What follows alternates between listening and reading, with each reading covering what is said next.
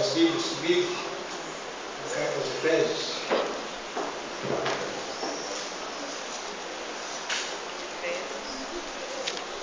Capítulo de número 3.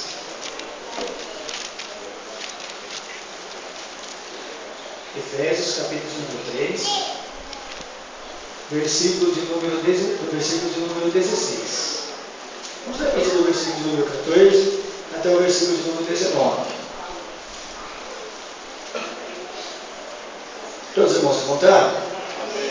Vamos ler. Por causa disso, me ponho de joelhos perante o Pai de nosso Senhor Jesus Cristo, do qual toda a família nos céus e na terra toma o nome, para que, segundo as riquezas da sua glória, vos conceda que sejais corroborados com poder pelo seu Espírito no homem interior, para que Cristo habite pela fé no vosso coração, a fim de, estando arraigados e fundados em amor, poderes perfeitamente compreender com todos os santos qual seja a largura e o comprimento e a altura e a profundidade, e conhecer o amor de Cristo, que excede todo entendimento, para que sejais cheios de toda a plenitude de Deus. Amém? Vocês vão estar se sentando? Vai estar um pouquinho ruim, vou tentar não forçar muito, quem conhece sabe, direto eu fico carregando um pouco deficiente, se puder, irmão, desce. Se tiver água quente, melhor. Bons, eu louvo a Deus por esta oportunidade que me concedida de trazer a palavra do Senhor para os irmãos. A verdade é que nós já fazemos a palavra aqui várias vezes, porém a primeira vez, temos na retaguarda do nosso pastor Fábio, presidente do campo, uma responsabilidade ainda um pouco maior, a perna treme um pouco, estamos acostumados, mas Deus vai nos dando graça e nos dando vitória. Eu estive meditando na palavra do Senhor nessa tarde e comecei ali a citar algumas coisas que Deus foi colocando no meu coração. É bem verdade que o Espírito Santo ele fala conosco, parece que você já fica ciente, fala, olha, é hoje, melhor você ficar preparado que é hoje. Eu estava lá meditando, aí deu uns problemas, aí eu tive que começar tudo de novo, mas eu estava aqui no raciocínio, então foi bênção. E sobre o que eu quero falar com os irmãos hoje, é sobre este amor de Cristo, que está aqui em Efésios, capítulo 3, versículo 19, que excede todo entendimento. O amor de Cristo que excede todo entendimento. É interessante que quando nós começarmos a compreender e entender, nós temos que definir o que é entendimento. Entendimento é uma faculdade mental que eu e que você temos. Não é que está envolvido aí a razão, o nosso intelecto.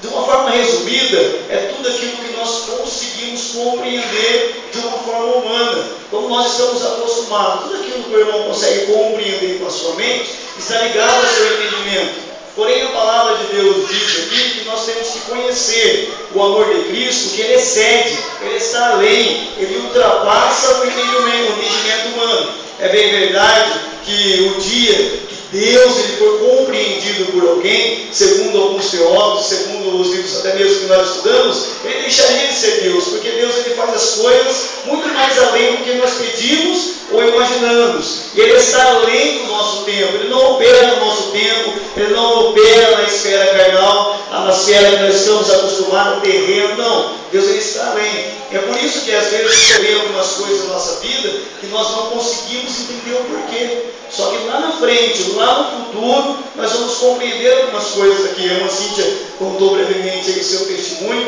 Também tem um testemunho, os irmãos aqui conhecem da minha história, a dificuldade que temos ali com o meu pai. Porém, hoje eu entendo tudo que aconteceu na minha vida. Por que aconteceu na minha vida? Então esse amor de Cristo, esse amor de Deus, ele está além do nosso entendimento. Ele vai além. Mas que tipo de amor é esse? Se nós entendemos e analisarmos, nós vamos ver que o Novo Testamento ele foi escrito em grego, porque era a língua que predominava na época, devido a Alexandre o Grande, um dos últimos imperadores do tempo ali interbíblico, ele helenizou, ou seja, ele fez que o idioma grego predominasse toda a região e toda a província. província. Então tinha um porquê disso também. Até nesse tempo, Deus estava preparando para que o Evangelho tivesse uma forma melhor de ser pregado. Imagine se eles tivessem dificuldade, não é, com a língua de então. Então, pela língua da região ser predominante grego, o Evangelho ele acabou sendo escrito em grego, que era uma forma mais fácil de se compreender e de alcançar os povos. E a palavra grego para amor, ela tem diversos significados.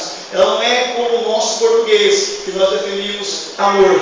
E pronto, acabou. Então nós vamos entender ou aprender aqui nesta noite também alguns significados dessa palavra amor. Tem o amor eros. O amor eros, ele está ligado àquele amor romântico, aquele amor que o casal sente um pelo outro. E pelo texto e o contexto a qual nós lemos, nós observamos que não é esse amor que Deus ele está falando aqui. Não é um amor que vai além da nossa compreensão, porque o amor eros ainda nós acabamos compreendendo, não é? Nós acabamos amando as pessoas, aquele casal de namorado, quando começa a namorar, começa a sentir alguma coisa pela outra pessoa, e é, no entanto, até interessante, não é? Porque eu mesmo digo assim para minha noiva, que é bem interessante como Deus faz, né? Ele pega duas pessoas que nunca se viram, nunca se conheceram, não tiveram, não é, uma convivência juntos, porém hoje se amam tantos como se tivessem conhecido desde a sua própria infância. Então é bem interessante esse amor eros, porém não é esse amor eros que Paulo, escrevendo aos Efésios, ele quis passar para os irmãos. É um amor que ele vai além também da amizade. Esse amor eros, ele vai além da amizade. Quando nós conhecemos uma pessoa, nós começamos a simpatizar com ela, começamos a ter amizade por ela, e depois, através dessa amizade, acabamos sentindo talvez alguma coisa a mais por ela. Todos os casais começam com a amizade. É verdade que tem pessoas que falam: nossa, com esse daí eu não me caso, com esse daí eu nunca vou olhar para ele, nunca vou me casar com ele. E no futuro é o que acaba acontecendo, acaba se casando, acaba se apaixonando e acaba amando, né? É esse amor. Não é também o amor filos que está contido nessa palavra. O amor filos, ele fala da amizade. É o amor que nós sentimos por amigo. Podemos simplificar esse amor, aquele amor de Jonas com Davi. O amor da amizade. Aquele amor que você tem pela pessoa amiga que está ao seu lado, que te ajuda nas horas difíceis. Esse é o amor filos. Também não é esse amor que Deus estava querendo mostrar, ou tratar, ou quer falar para nós nessa noite. Também não é o amor fraternal. O amor fraternal, ele é a afeição natural. É aquele que os pais sentem pelo seu filho. É o amor mais da família, o amor entre irmãos. O amor fraterno, né? Nós já vimos falar muito sobre a fraternidade. Mas Paulo ele estava indo muito mais além. Segundo o conceito teológico, não é, definindo a palavra desse amor, seria o amor ágape, o amor incondicional, o amor sacrificial, um amor que vai além do entendimento humano, um amor que ele ama sem condição. É verdade que no século presente, a qual nós estamos aqui inseridos, as pessoas amam ou fazem alguma coisa pensando em receber algo em troca. Não é esse amor de Deus. Deus, ele deu o seu filho, não pensando em receber o melhor, não porque nós merecíamos, foi porque ele quis, simplesmente ele desejou. Por quê? Simplesmente ele nos amou. Um amor sem condição. Ele deu aquilo que ele tinha mais precioso para mim e para você, sem mesmo nós nem nos importarmos, nem conhecermos ele. Esse amor, irmão, ele é paciente.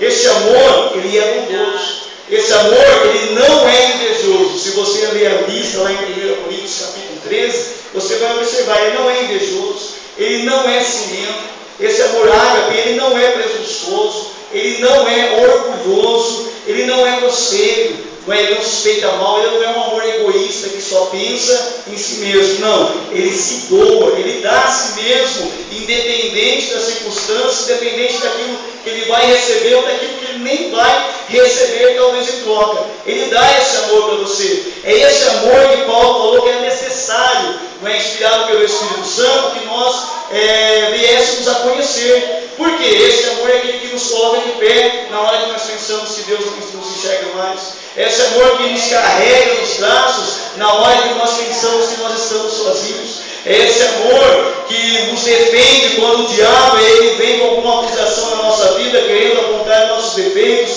nossa falha. Esse amor que nos sustenta, esse amor que nos leva sempre para a presença de Deus. E é interessante que, se nós analisarmos a Bíblia Sagrada, nós vamos observar algumas pessoas que sentiram esse amor, que observaram esse amor de Deus, mas que não compreenderam o que Deus estava fazendo. Por eu ter dito para você que é um amor que excede todo entendimento. E eu comecei a meditar na palavra, Deus foi fazendo-me vir ao meu conhecimento e à minha lembrança alguns personagens bíblicos. Eu queria começar com Ananias. Ananias é um personagem muito interessante, ele está lá em Atos, capítulo de número 9, está a história de Ananias. A Bíblia nos relata que havia um certo discípulo chamado Ananias, um discípulo lá em Damasco. E Deus aparece para ele em visão e fala para ele descer na casa de um certo Judas ali e procurar por um certo homem de Tarso chamado Saulo. Não é? E é interessante a resposta dele. Ele pega, eu acredito assim, quando Deus começa a falar com ele já tinha um conhecimento das coisas que estavam acontecendo. Então, peraí, vamos aqui pensar comigo. Peraí, Senhor, será que o Senhor está pensando certo mesmo? Entendeu? É algo que ele não conseguia compreender. Então, peraí, será que esse Saulo, o mesmo Saulo que perseguia a igreja, o mesmo Saulo lá no capítulo Atos de número 8, que estava assolando a igreja, que estava pegando alguns irmãos, tirando para fora, levando para ser preso, o mesmo Saulo que consentiu na morte de Estevão, será que é esse mesmo Saulo que Deus está falando? Não, eu acho que não é esse Saulo. Aí ele até que arguir, ou conversar um pouco com Deus, ele fala, Senhor, peraí um pouquinho. Eu ouvi falar, Senhor, desse homem, de muitos aqui, que esse homem ele tem assolado a igreja, que esse homem ele tem invadido algumas casas, preso alguns cristãos, que esse homem também tem carta de alguns dos principais sacerdotes para invadir aqui Damasco, para invadir e assaltar e levar embora os seus santos. Aí Deus só fala para ele assim, vai, Ananias, porque ele é para mim um vaso escolhido. É como se Deus estivesse dizendo assim, vai Ananias, porque você não conhece o meu amor. Essa é a sua ótica, isso é o que você está enxergando. Às vezes, irmãos, nós agimos da mesma maneira nos dias agora nós estamos vivendo. Às vezes nós olhamos para uma vida lá fora, temos a oportunidade de falar a palavra para ela. Será que você nunca passou por isso? Aí você olha para ela e fala, não, mas esse daí, eu acho que é difícil ele estar aqui na igreja. Olha a vida que ele está levando. Mas Deus ele fala para mim, para você, vai. Só faz o que Deus tem mandado. Você é vazio, vai. Será que alguém nunca pensou isso a nosso respeito? Será que quando foi entregado o panfleto para mim a primeira vez, quando eu estava no mundo, quando eu estava talvez enveredando, quando eu estava talvez no bairro, será que ele olhava para mim e falou assim, mas o Ricardo, vê lá, isso daí nunca vai estar aqui na igreja. E olha só o que Deus faz. Deus, ele nos surpreende. É um amor que vai além do nosso entendimento, ele vai além da nossa compreensão. Se Deus falou com você, se Deus fala com você, então faça o que Ele está mandando. Porque Deus, você nunca vai conseguir compreender Ele. Por mais que você ache que não tem solução, talvez para a sua família, para o seu pai, para o seu irmão, para a sua irmã, seja lá quem for, há uma solução da parte de Deus. Porque lembre-se que a palavra diz que não é pela força, nem pela violência, mas sim pelo Espírito do Senhor. É o Espírito que aplica a palavra na divisão da alma e do espírito humano. É o Espírito que convence do pecado, da justiça e do juízo. É o Espírito Santo que está dentro de você. Se você quiser lutar com as suas forças, você não vai conseguir. Esse é um dos personagens que não conseguiu compreender o amor de Deus. Ele não conseguiu entender a princípio. Outro personagem que eu observei, que Deus surpreendeu com o seu amor, eu me esperei muitas vezes em mim, no meu cotidiano, foi Pedro, o apóstolo Pedro. Lá em Lucas, capítulo de número 22, a partir do versículo 31, eles estão lá reunidos, não é? E Jesus ele faz um aviso para Pedro, ele fala, Simão, Simão, não é? Eis que Satanás, ele vos pediu, para vos ir andar como um trigo. Mas eu, Simão, eu roguei ao Pai, eu roguei a Deus, para que a tua fé não se desfaleça. E tu, quando você se arrepender daquilo que vai acontecer brevemente, confirma teus irmãos, fortalece a fé dele. Aí Pedro, irmão, cheio da razão, cheio talvez do Senhor, eu não. Eu estou pronto para ser preso contigo e estou preso até para ir para a morte com o Senhor. Aí Jesus olha para ele, acredito que aquele olhar dele e fala assim, irmão, hoje mesmo, hoje, não é daqui a muitos dias, hoje mesmo, antes de amanhecer, aí, antes do galo cante, você vai me negar por 3 vezes. E acredito que Pedro ficou raciocinando essa palavra. E às vezes, irmãos, nós somos da mesma maneira. Há dias que nós estamos, parece que 100% espirituais, estamos dispostos a dar a vida por Jesus, estamos dispostos a morrer por Jesus, estamos dispostos a nos entregar a cada dia mais na obra dele. Porém, há dias, há momentos de crise, que nós renunciamos, que parecemos que damos um passo para trás da nossa terra, até estamos na presença dele. Mas Jesus, ele é aquele que roga por você. Mesmo Jesus, sabendo que Pedro ia negar ele por 3 vezes, Jesus, ele não desistiu de Pedro. Um amor incondicional. Mesmo Jesus sabendo que você ia falhar, mesmo Jesus sabendo que você ia errar, ele deixou escrito lá em 1 João que não era para você errar, mas se houvesse algum imprevisto na sua vida, se houvesse alguma falha na sua vida, haveria um advogado no céu, Jesus Cristo, o justo, que é a propiciação pelos nossos pecados, e ele deixou mais, não somente pelos nossos, mas por de todo o mundo. Então Jesus Cristo é o advogado. Mesmo Jesus nos conhecendo, irmãos, mesmo Jesus sabendo das nossas falhas, dos nossos defeitos, dos nossos erros, Jesus decidiu nos amar. Um amor incondicional. E é interessante que está escrito em Lucas 22, 60 e 61, quando Pedro, ele acabou de negar Jesus pela 3ª vez, e o galo, ele cantou, a Bíblia diz que Jesus, ele virou para Pedro, e olhou para Pedro, e Pedro se lembrou do que Jesus tinha dito, e retirou-se para chorar. E eu fico imaginando, irmãos, o olhar de Jesus para Pedro, quanto aquilo lá penetrou no coração dele. Eu fico imaginando, se fosse eu olhava para Jesus e ficava imaginando na minha mente, Senhor, por que o Senhor me ama desse jeito? Por que o Senhor me quer? O Senhor já sabia que eu ia fazer isso. Eu falei que eu não ia fazer, eu falei que eu não ia errar, mas o Senhor já sabia, o Senhor me abençoou, e mesmo o Senhor me abençoando, eu acabei errando, eu acabei me vacilando, e ainda assim o Senhor me ama, porque apesar de ele lembrar da palavra de Jesus, que Jesus tinha dito que ele ia errar, ele lembrou também da palavra de Jesus, que falou, Pedro, mas fica tranquilo que eu roguei por você, Pedro. Ei, Jesus, ele roga, ele intercede por você, diante de Deus, para que a tua fé não desfaleça. É um amor incondicional. Às vezes nós nos esquecemos do Senhor, e o Senhor parece que ainda está nos carregando constantemente. É o amor de Deus que excede, que vai além da nossa compreensão humana. Esse amor, ele é perfeito, esse amor é tremendo. Eu vejo o amor de Deus também pela nação de Israel. Não é lá em Jeremias, capítulo de número 2, a partir do versículo 2 até o versículo 3, aproximadamente, Deus ele começa a relatar sobre Israel. Ele fala, eu lembro de ti. Eu lembro quando você era santidade para mim. Eu lembro dos dias da tua mocidade, o inteiro. É como se ele estivesse dizendo mais ou menos assim, ó, eu lembro do seu primeiro amor. Eu lembro da preocupação que você tinha até de respirar errado e me desagradar. Eu lembro disso. Eu lembro desse tempo. Eu lembro do tempo que você pregava a palavra. Eu lembro do tempo que você estava na igreja. Eu lembro do tempo que você orava. Eu lembro todo desse tempo. Eu lembro desse tempo, e esse tempo era muito bom. Eu me regozijava em ti. É como se Deus estivesse dizendo assim. Porém, ele diz que houve um abandono da nação de Israel. Ele até faz o argumento, olha, houve alguma nação por aí que deixou os seus deuses, embora eles sempre foram deuses? Não. Todavia, o meu povo, ele me abandonou.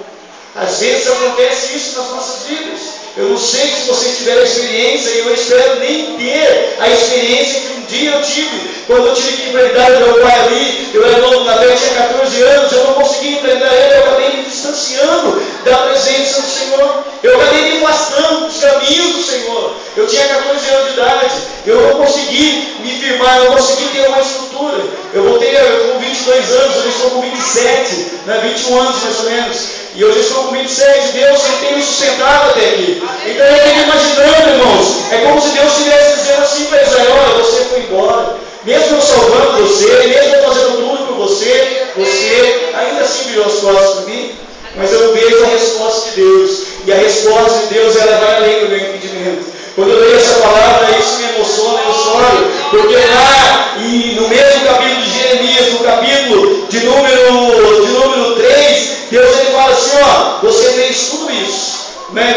maculou com muitos amantes. Aí Deus fala assim, ó, mas ainda assim, volta para mim. Abraçou, que fale, ainda que você se afastou, ainda que você abandonou o Senhor, ainda que você não ficou firme com o Senhor ainda te deseja. Ele braço, você faz uma passada. O Senhor não quer que você fique firme na presença dele. A palavra de Deus está escrita que ele não quer que ninguém venha a aprender a salvação. Ele quer que todos tenham conhecimento daquilo que Jesus é, daquilo que Jesus fez. Ele não quer te dar a vida eterna. Ele não quer que você pereça nesse mundo. Ele não quer que você fique sem Ele. Deus, Ele te ama da mesma maneira. Deus é o mesmo ontem, hoje e será eternamente. Eu fico vendo aqui, não sei se eu corri que meu tempo já está indo aí, a vida de Malco. Malco foi algo impressionante. Eu imaginando, lendo aqui, acabou aparecendo Malco na história também, que não é assim, outra pessoa que dá para exceder o entendimento do amor de Deus. Você sabe que Malco era servo do sacerdote, do sumo sacerdote. Então, provavelmente, um dia ele ia ser o sumo sacerdote. O sumo sacerdote teria que ser perfeito, não poderia ter nenhuma falha, não poderia ter o corte na orelha que aconteceu ali. E é interessante que a missão dele é o quê? Ir prender Jesus.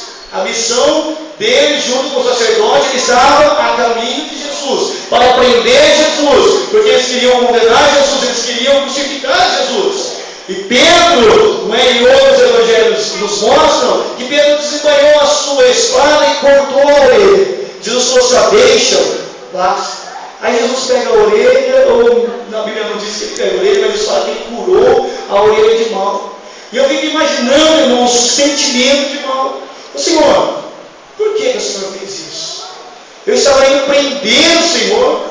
A minha intenção era levar o Senhor ao julgamento, ao sinédrio. E depois dali, o nosso complô ali era crucificar o Senhor. E mesmo assim o Senhor teve misericórdia de mim. E talvez Pedro falou, dessa vez acertei um. Aí ele vai lá e cura aquele que é inimigo. Porque Jesus, ele veio, irmãos, para promover o Evangelho, para pregar a palavra. Os discípulos ainda não haviam entendido. Jesus falou assim, ouviste o que foi dito, amai os vossos amigos, aborrecei os vossos inimigos. Eu porém vos digo, amai os vossos inimigos, amai aquele que vos persegue, fazendo bem àquele que vos maltrata, porque será grande o vosso galardão. É esse o Evangelho, é essa a identidade da igreja. Por mais que a igreja tenha sido perseguida, por mais que a igreja é perseguida, a igreja ela é a coluna e a firmeza da verdade. Ela não pode se compactuar com as obras das trevas, ela não pode misturar a sua identidade.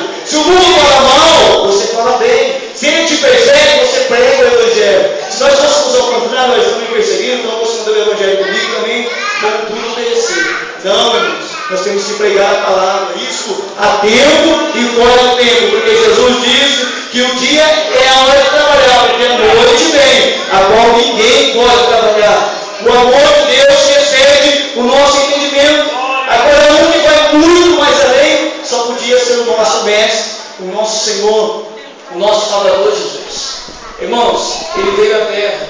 Os irmãos conhecem a palavra de Deus, que ele fez feitos maravilhosos. Ele curou os cegos, ele ressuscitou pessoas, a filha de Jairo, trouxe Lázaro de volta. Não é? Ele curou o cego de Jericó, ele perdoou alguns pecadores, ele operou grandes milagres. E qual foi o preço qual foi a sua retribuição? A cruz. Era bem verdade que isso já estava planejado no coração de Deus. Mas nós vemos ali toda aquela orientação, aquele projeto para tirar a vida do nosso Senhor. E quando Jesus ele é preso ali no jardim do Getsemane, quando ele é preso, aquelas pessoas que o detinham, a Bíblia nos diz lá em Lucas capítulo 22, que colocaram um tipo de uma capuz, colocaram um tipo de um plástico, saco no rosto do seu Jesus, do meu Jesus, e começaram a espancar Jesus, e diziam para Jesus assim, se tu és o Cristo, és o Filho de Deus, profetiza aí quem foi que bateu o Senhor. E outros blasfemavam nele, dizendo, se tu és o Cristo, por que tu desce da cruz? Mas o Senhor salvou tanta gente, porque não salva a si mesmo. Você tem compreensão de quem estava na cruz? Quem estava na cruz era Deus. É o mesmo Deus que foi enviado no exército de anjos para servir ele João diz, olha, no princípio o Verbo era Deus, o Verbo estava com Deus. Que o princípio? No princípio da eternidade, antes da fundação do mundo. É interessante, irmãos, que Deus, no seu amor incondicional, antes mesmo dele dizer, haja luz, ele já tinha dito, haja luz. Porque o Cordeiro ele foi morto antes da fundação do mundo. Jesus ele já pensava em mim, Deus já pensava em mim, já pensava em você. E ele tinha todo o poder para descer daquela cruz. Mas Jesus estava lá, se contendo, por amor a mim e por amor a você. E sabe qual foi a resposta dele? É algo que excede todo o nosso entendimento. Pai, perdoa-nos, porque eles não sabem o que eles estão fazendo. Ei, Deus falando, o Todo-Poderoso, aquele que tem o poder nos céus e tem o poder na terra, aquele que tem poder sobre as potestades, sobre os principados, ele diz, Pai, perdoa eles, porque eles não sabem o que estão fazendo. Pensa nesse amor, irmãos, que ele tanto te ama, porque ele tanto te ama. Esse amor, ele nos leva a amar mais a Deus. Esse amor não é além da nossa compreensão. Como foi cantado aqui nesta noite, não diga que você não é ninguém. Não diga que você não é ninguém, porque Jesus, ele pagou um alto preço pela sua vida. O preço que ele pagou para mim, pela sua vida, foi o preço da cruz, porque amar o sangue dele na cruz do Calvário, toda a sua iniquidade, toda a minha iniquidade estava sobre ele. Veja só, o castigo que nos traz a paz estava sobre ele. Agradou a Deus a morrer por causa de mim e por causa de você. E lá em Romanos capítulo de número 5, versículo de número 8, diz que Deus nos amou, sendo nós ainda pecadores. Quando eu e quando você não pensávamos nele. O amor de Deus ele vai além da nossa compreensão. Mas talvez você possa me dizer, então esse amor, ele me deixa pecar, me deixa fazer o que eu quero, e depois está tudo certo, eu peço perdão a Deus e pronto, acabou? Não é bem assim. O amor de Deus, ele nos constrange a ter um relacionamento com ele. Quem é amado, geralmente tem que ser recíproco, ou seja, dar o amor de volta. Se Jesus ele te ama tanto assim, é impossível de você não ser grato a ele e ter um relacionamento com ele. A Bíblia diz lá em João capítulo 3, versículo de número 16, que Deus, ele amou o mundo de tal maneira que ele deu a sua vida, deu a vida do seu Filho, o unigênito Pai, para que todo aquele que nele crê não pereça, mas tenha a vida eterna.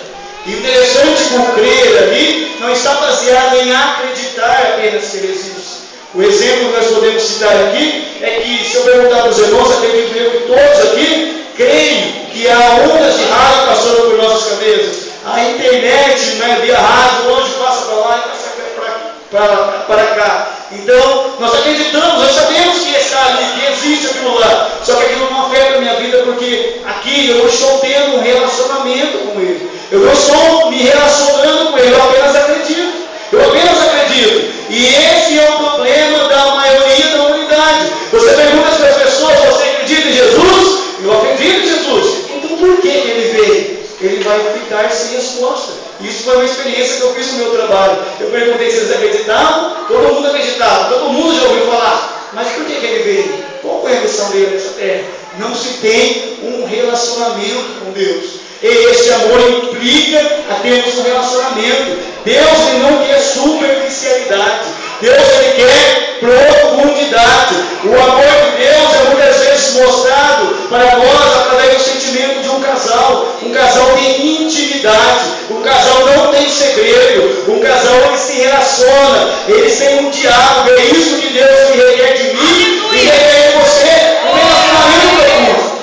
E quando nós vemos toda a Santa Ceia, e eu digo a maioria das vezes que eu prego esse versículo, em 1 Coríntios, que diz para nós examinarmos a nós mesmos, como está o nosso relacionamento com Deus? Como está a minha vida? Como está a sua vida com Deus? Quanto tempo, irmãos, nós temos tirado do nosso Senhor? Amagaçou, que fala, manda a série. E um dia eu estava pensando, meditando sobre isso, é mais ou menos assim. Quando nós recebemos um presente do nosso aniversário, às vezes nós já temos dito, olha, no dia do aniversário, provavelmente eu vou receber alguma coisa assim. Eu estou pensando assim. Provavelmente alguma coisa vai acontecer. Mas você quer ver você surpreender a pessoa, é você dar algo para ela fora do tempo. É a mesma coisa com o nosso Deus. É verdade que Deus ninguém surpreende, mas vamos atribuir aqui um sentimento humano para Deus, né? O conformismo, vamos atribuir esse sentimento para Deus. É como se você fizesse algo que Deus não esperasse. E sabe como que você pode fazer isso? Quando você está orando na sua casa. Orar na igreja é uma bênção, nós oramos aqui. Ler a palavra na igreja é uma bênção, nós lemos aqui. Mas em hora que nós estamos lá, no nosso comodismo, na nossa realidade, que tempo que nós temos deixado para o Senhor? Como está o nosso relacionamento? Quando fala quarto, Jesus, você entra lá no seu quarto, no seu aposento, fecha as portas, que o teu Pai que veio ao culto, Ele te recompensará. Quarto diz de intimidade, Ele fala de intimidade. Como está a nossa intimidade? Como está o nosso relacionamento? Ei, eu não sei como você entrou aqui nessa noite, mas Deus ele tem essa palavra para você. O amor dele vai além da sua compreensão. Ele te ama. Ele te ama e Ele já te mostrou isso. Ele não precisa te mostrar mais o tanto que Ele te ama. Só que você está vivo hoje, tem mais uma oportunidade de se entregar a Ele, tem mais uma oportunidade de dedicar a sua vida a Ele. Já é a prova do seu amor. Porque em Tiago 4,14 diz que a vida do homem é como um vapor, irmãos. Que ela está aqui e ali ela pode não estar mais. Nós estamos aqui agora, não enganamos que nós vamos chegar ali depois. Só que você está vivo, está respirando, é uma prova do amor de Deus para a sua vida. E Deus tem uma palavra para você, não desista dele, não fuja dele, não saia da presença dele, não diga que ele não te ama, sendo que ele te amou, não diga que ele te esqueceu de você, porque isso não é verdade, ele não se esqueceu de você, ele está com você lá em Mateus, está escrito que ele está conosco todos os dias, até a consumação dos séculos. O meu horário já foi, eu não posso prosseguir, vamos se colocar de pé. Pastor, eu queria fazer uma oração, fazer um apelo. E eu queria convidar você aqui nessa noite. Você, meu irmão, minha irmã, você que está aqui talvez pela primeira vez, pela segunda, não sei. Você que talvez deixou os caminhos do Senhor e queira retornar, queira sentir esse amor de novo pela sua vida. Não é constrangimento você sair do seu lugar e vir aqui à frente receber uma oração. É prova de que você reconhece aquilo que Ele fez por você. Jesus Cristo é o mesmo ontem. Ele não lança o seu passado sobre o seu rosto do presente. Ele não te deixa só em nenhum momento. E eu gostaria de fazer esse convite para você, que talvez saiu da presença do Senhor, mas queria fazer um reconciliamento com Ele nessa noite. Eu gostaria que você saísse do seu lugar e viesse aqui à frente. A igreja nos ajuda em oração para combatermos as batalhas espirituais. Talvez, meu irmão, minha irmã, você está aqui na igreja lá de Éfeso, a igreja do amor esquecido. Você até faz muitas coisas para o Senhor, mas não é mais com a mesma motivação. Jesus diz lá naquela epístola aos Efésios, lembra de onde você caísse, lembra onde você perdeu e volta ao seu primeiro amor. Talvez você queira que Deus renove você esta noite. Se você quiser sair do seu lugar e vir até a frente, Deus tem o poder de te renovar esta noite. Se você quiser aceitar Ele como seu Salvador, Ele está aqui nesta noite. Ele veio à terra, foi por causa de você. Ele deu a sua vida, foi por causa de você. Louvado seja o nome de Jesus Cristo. Uma jovem, Deus tem o poder de você restaurar toda a sua vida, para te dar aquilo que você perdeu. Nem aos que vão estar louvando ao Senhor, nós vamos estar orando. Louva ao Senhor, amém? Vamos estar orando.